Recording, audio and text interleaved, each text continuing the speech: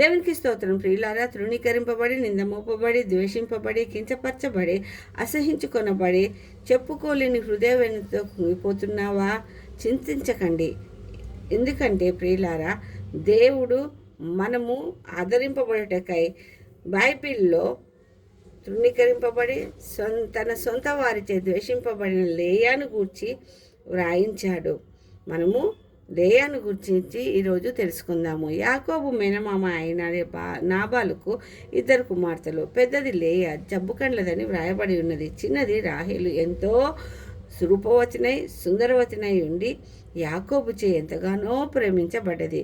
ఆమెను పొందుకున్నటకై 7 సంవత్సరములు దాసినిగా పనిచేసినను నాబాలుచే మోసగింపబడి లేయాను భార్యగా పొందుకున్నాడు యాకోబు.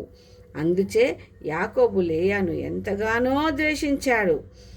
అయితే లేయా ఎంతగా ద్వేషింపబడ్డప్పటికీ తను చేయని మోసంకు నిందింపబడి తృణీకరింపబడినది.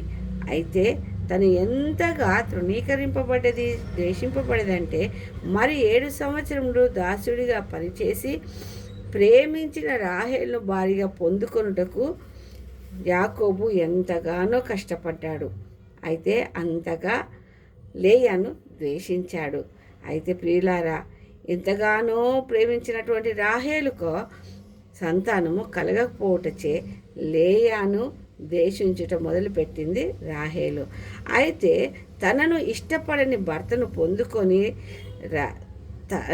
లేయా తృణీకరింపబడినను ఆదరించబడకపోయినప్పటికీ తన పరిస్థితిని బట్టి కృంగిపోతూ దేవుని తట్టు తిరిగి ఆయనకు లోబడ్డది. కాబట్టియే 6 కుమారులను 1 కుమార్తెకు జన్మను ఇచ్చింది.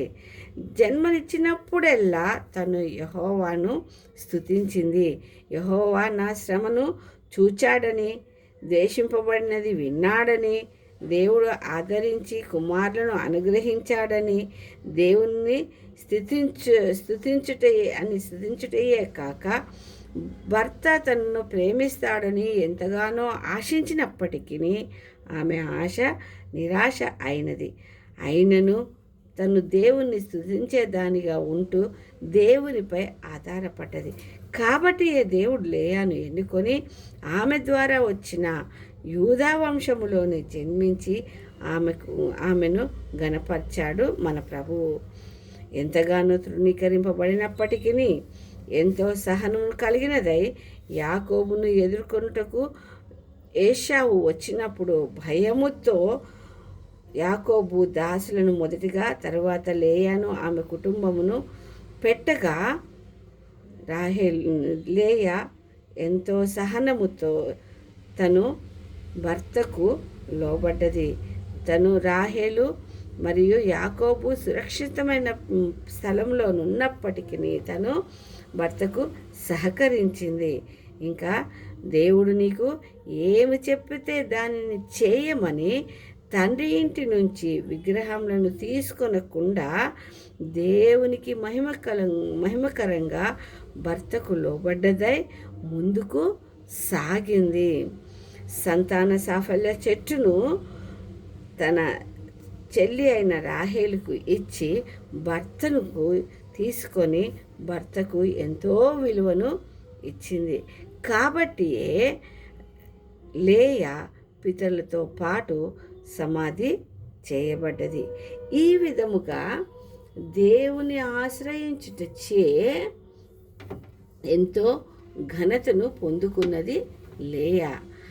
ఆ తరువాతనే రాహేలును దేవుడు జ్ఞాపకము చేసుకొని సంతానాన్ని ఇచ్చాడు. కానీ లేయా అంత తను పొందుకోలేదు. కాబట్టి ఎలాంటి పరిస్థితులకైనా కృంగిపోక దేవుని తట్టు తిరిగిన మనము ఘనతను తిరిగి పొందుకుంటాము. ఆ విధంగా ఉండుటకై దేవుడు తన పరిశుద్ధాత్మ తోడును సహాయాన్ని మనకు దయచేయమని, ఆయనకు లోబడ్డ వారమై, ఆయన తోడును కోరుకున్న వారమై, ఆయన కొరకు జీవించేవారుగా ఉండుటకు సహాయం చేసి ముందుకు నడిపించుటకు పరిశుద్ధాత్మ తోడును సహాయాన్ని కోరుకుందాము. ఆమేన్, ఆమేన్, ఆమేన్. దేవుడు ఇచ్చిన కొద్ది వాక్యమును దీవించును గాక. ఆమేన్.